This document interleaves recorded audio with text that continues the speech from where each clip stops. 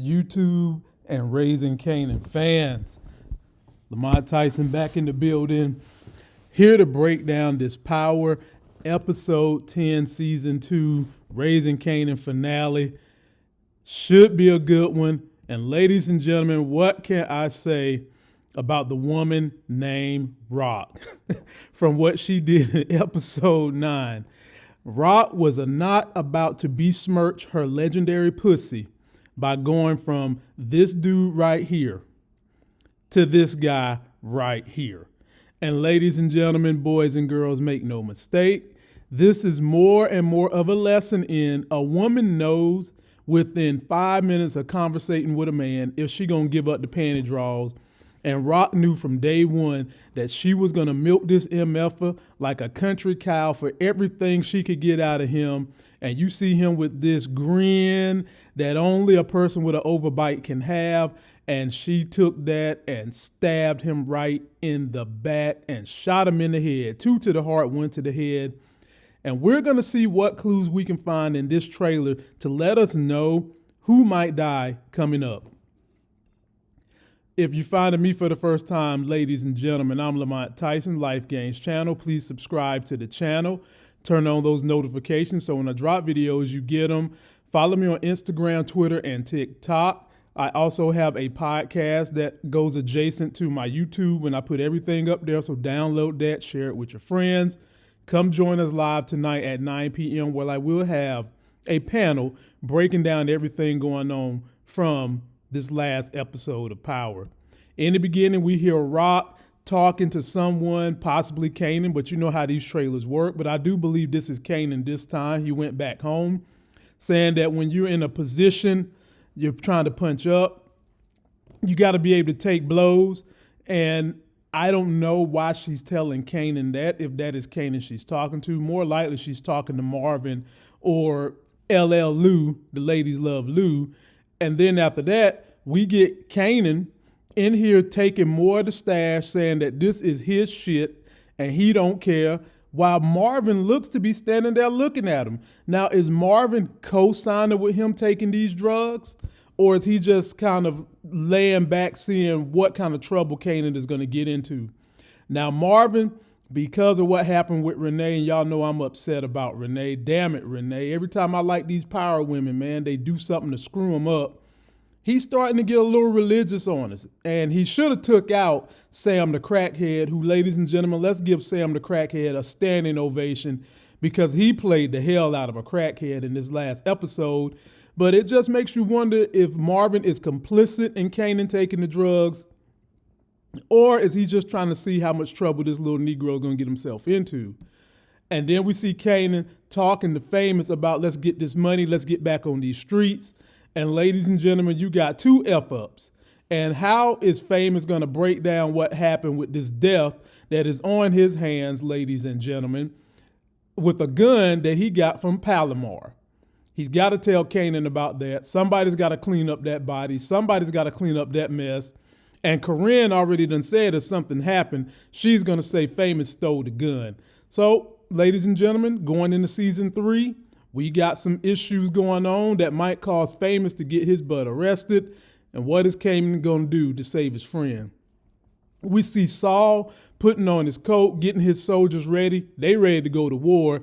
And you see these Luigi-eating MFers going into a barbershop that is no doubt a front, ladies and gentlemen. Well, excuse me, they're not going into the barbershop. They're going into the coffee shop, which is no doubt a front where they about to get their soldiers armed and ready to go. And then you see Lou possibly talking to Unique, and Lou is in a bad way. He is extremely upset and finds out something about Rock to the point where he's ready to leave her. And ladies and gentlemen, it can only be one of 2 things. Either he found out Rock was a snitch when she was 16 and that the police is her son's daddy, or maybe somehow, some way he might have talked to Scrappy's mom and Scrappy's mom, or maybe he even talked to Kanan's father, Detective Mike Tomlin Howard. Shout out to the Steelers for beating Brady yesterday, and lets him know that Scrap's death was in error. Then we finally see Unique, who I enjoyed the way they portrayed him. He's down with fighting this war. He's saying that the war is coming and he's going to protect his homeland, ladies and gentlemen. The dude is as much of a true soldier as you're going to find. He's going to stick with Rock through what's going on right now because the bigger adversary is these Luigi eating you-know-whats. And he's going to stick to Rock to take care of his territory right here, New Jersey. He's got business he want to handle on his home front. And then we see Marvin and Rock taking a good look at something, and they do not look happy at all. I'm going to leave this one up to you, the fans. What the hell is they looking at? We see Kanan making a stank face, and nobody makes a stank face like Kanan. And the reason he's making a stank face, ladies and gentlemen, is because he see this detective nosy-ass Burke. You know, break it down, Burke, ladies and gentlemen. She'd be better breakdancing than she would be sticking her nose in everybody's business. As much as I thought she might die this season, she's not going to die. Hell, they just gave her a love scene. And when you get a love scene like that this close to the end of a story, not often do you die. And she's not dying. She's going to be here next season. But if you think she's going to die, please leave me a comment. But no, she's going to go on the next season. And then we see Kanan and his daddy riding away, ladies and gentlemen. Where are they going? What is going on with this? Because Kanan is now building a relationship with father who he done found Allah, and he's kissing carpets and shit to pray.